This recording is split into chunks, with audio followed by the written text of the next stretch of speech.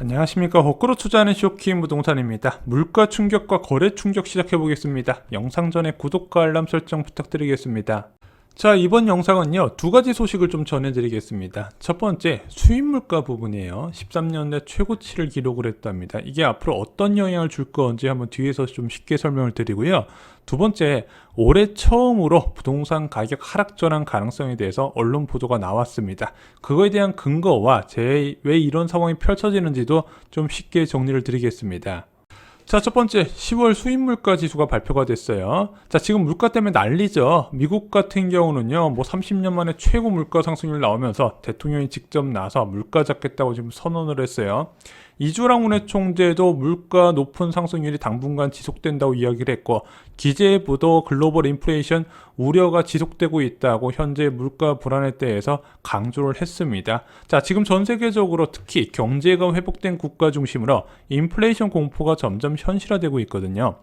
나오는 지표마다 전망치를 웃돌고 있기 때문에 예상보다 높게 길게 이어질 것을 우려하는 목소리가 커지고 있습니다. 그에 따라서 각국의 통화 정책도 점점 긴축적인 방향을 가리키고 있어요. 자, 오늘 한국은행에서요, 한국의 수출입 물가 지표를 발표를 했습니다. 그런데 수입 물가가요, 전년 동월 대비 무려 35.8% 상승한 것으로 나타났습니다. 전월 대비해서도 4.8% 급등세가 나타났다는 거죠. 그래서 2008년 이후에 상승폭 기준으로는 최고치이고요. 수입 물가 지수 자체로만 보면 8년 8개월 만에 최고치라고 합니다. 자, 그러다 보니까 야, 이거 인플레이션 큰일 났다, 이런 이야기가 계속해서 나오고 있다는 거예요. 지금 당장의 물가도 높은 수준인데 앞으로 더 높을 수 있다, 이것을 가리키고 있다는 거죠. 자, 무엇이 문제였을까요? 자, 일단 전월 대비를 한번 보겠습니다. 전월 대비를 보시면 석탄 및 석유 제품이 12.3% 한 달 만에 이만큼 올라갔다는 이야기입니다. 그래서 9월 달에 7% 상승률을 더 확대시켰어요. 그러면서 전월 대비 기준으로 상승률을 크게 뛰어 올렸다는 거죠.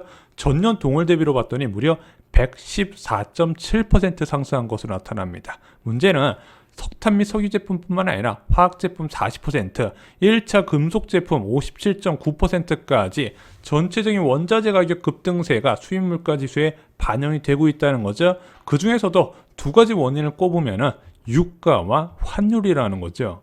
자, 이 유가가 지속적으로 상승하는 것이 솔직히 전 세계 물가 불안의 근본 원인입니다. 소비자 물가는 전년 동월 대비해서 비교하고 있는데 1년 전에 유가가 어느 정도 수준이었냐? 40달러 수준. 지금 어느 정도? 80달러. 당연히 유가가 부담될 수밖에 없는 상황이라는 거죠. 그래서 이 기울기가 이런 식으로 가파르게 올라가는 구조에서는 물가 불안 상황이 지속될 수밖에 없고, 이렇게 유가가 올라가는 수준만큼 인플레이션은 장기화될 거라고 말씀을 드렸습니다. 그럼 얘가 80불까지 올라갔는데 앞으로 어디까지 올라갈까? 이제는 100불도 아니고 120불 전망까지 나온다는 거예요. 그래서 올해 80불 유가 찍고 내년에 100불 찍고 내후년에 120불 찍으면요, 부동산은 다 끝나는 거예요. 근데 지금 유가뿐만 아니라 다른 원자재가 역시 상승세를 지속하고 있습니다. 특히 요즘 식량 가격 지수가 급등을 하면서 전 세계적으로 식량 인플레가 온다는 공포가 커지고 있는 상황이에요. 여기에 금속 원자재를 비롯한 각종 원자재 다 뛰고 있어요. 거의 대부분의 원자재가 1년 전과 대비해서 50% 이상 급등한 상황이라는 거죠. 게다가 이런 식으로 쇼티지가 발생을 하면은 야, 투자를 해서 공급을 늘리면 되잖아, 원자재도. 그런데 지금 각국에서 친환경 정책을 세우고 있죠. 이 친환경 정책이 이제 과거 탄소 배출 산업에 대해서 투자 제한 부분도 같이 들어가거든요. 그러다 보니까 이게 공급이 안 늘어나고 있어요. 그게 결정적인 원인이다, 이렇게 보시면 될 것 같습니다. 본격적으로 환율이 물가에 부담을 주는 상황이 되고 있습니다. 1년 전에 워낙 강세 요인이었어요. 일시적으로 1,100원대도 무너진 적이 있었습니다. 워낙 강세에서 지금 워낙 약세로 바뀌다 보니까 이 간격만큼 수입 물가 상승 요인으로 작용을 하는데, 이게 언제까지 워낙 약세가 이어질까 보면은 앞으로도 워낙 강세일 가능성은 그렇게 많아 보이지 않는다는 거죠. 왜? 미국에서 기준금리 인상이 빨라졌으니까 지금 달러 인덱스가 95를 넘었어요. 자, 이런 환경 때문에 이주랑 은행 총재도 구조적인 장기 인플레 가능성을 제기를 했습니다. 최근 공급 병목 현상이 무한정 지속될 수는 없겠지만 글로벌 공급망의 복잡성으로 인해서 언제쯤 해소될지 알기가 어렵다. 한마디로 이번에 물가 올라가는 부분이 장기간 이어질 수 있다는 부분을 간접적으로 신을 한 거고요. 지속적인 금리를 올리겠다는 부분도 시장에 알린 겁니다. 그래서 여러분들도 지속적인 기준금리 인상에 대비할 필요가 있어요.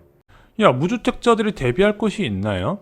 영끌한 사람들이라 고생하는 거지. 집 두 채, 세 채 갖고 있는 사람들이라 고생하는 거지. 왜 우리가 대비를 해야 되냐?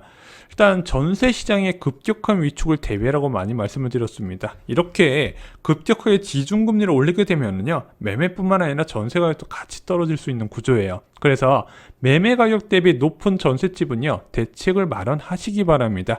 지금 집 구하시는 분들도요, 매매가 대비 전세 가격이 낮은 곳을 고르셔야 돼요. 좀 비싸더라도. 왜냐면은 선호도가 높은 지역일수록, 사람들이 살기를 원하는 지역일수록 매매가 대비 전세 가격 비율이 낮거든요. 그런 지역을 고르셔야 된다는 거죠. 그리고 만약에 내가 지금 매매가 대비 전세가가 높은 빌라나 외곽 지역의 아파트를 거주하고 있다. 저는 개인적으로 전세 보증금 반환 보증 가입하라고 적극 권해드립니다.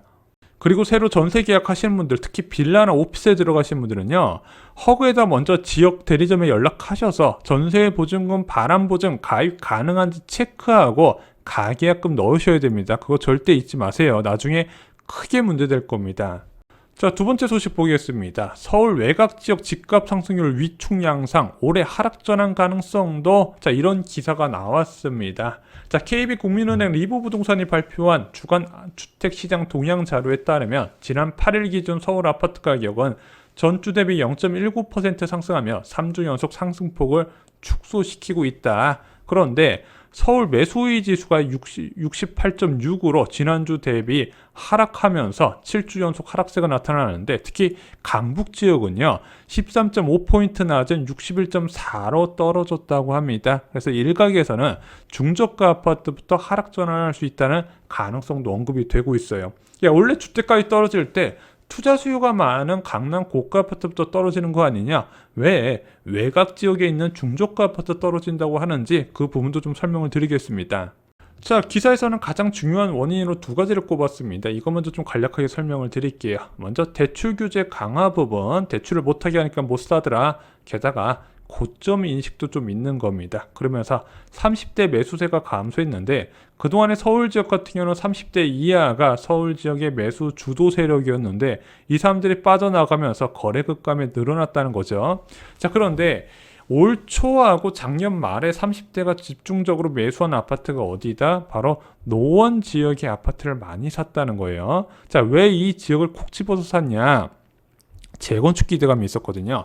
오세훈 서울시장이 당선되면은 재건축 규제를 풀어줄 건데, 그러면은 지금 중계동이나 상계동 이런 데 가면 전천지가 주공 아파트거든요. 그런 주공 아파트 재건축이 되기 때문에 투자 가치가 높다. 게다가 우리 30대가 접근 가능할 만한 낮은 금액이기 때문에, 그래서 많은 사람들이 투자를 했고 실제 가격이 많이 올라갔습니다. 근데 계속 말씀드렸잖아요. 자, 재건축 규제 완화는 부동산 경기가 바닥일 때 가능하고요.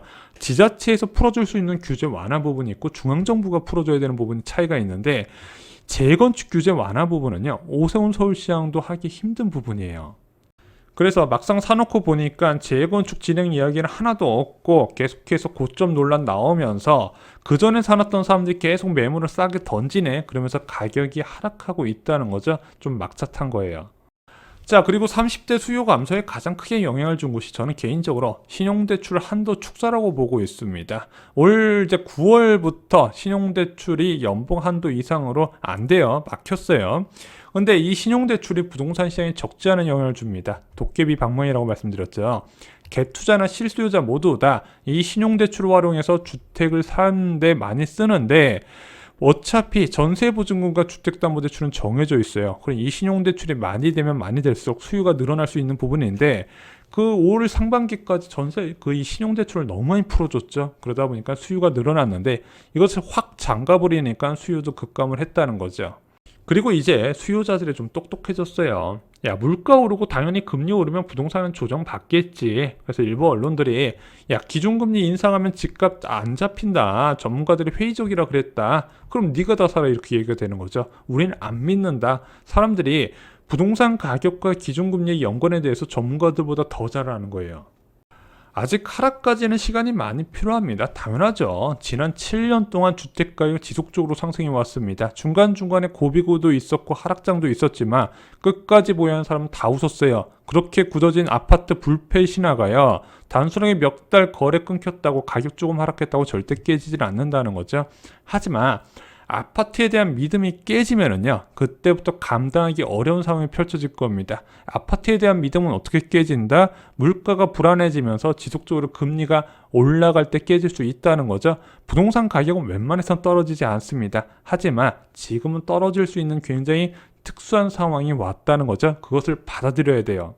자, 지금 부동산 지식이 삶을 바꾸는 시대가 됐습니다. 쇼킹 부동산은 아파트 교과서에서 미래를 바꾸시기 바랍니다. 가격 전망부터 세금, 그리고 아까 30대 투자자들이 왜 실수를 했는지 재개발, 재건축 파트를 읽어보시면 이해가 되실 겁니다. 풀어줘야 되는 규제가 너무 많아요. 마지막으로 청약까지 모든 내용이 다 담겨져 있습니다. 이상으로 영상 마치겠습니다. 좋아요, 구독, 공유 꼭 부탁드립니다. 감사합니다.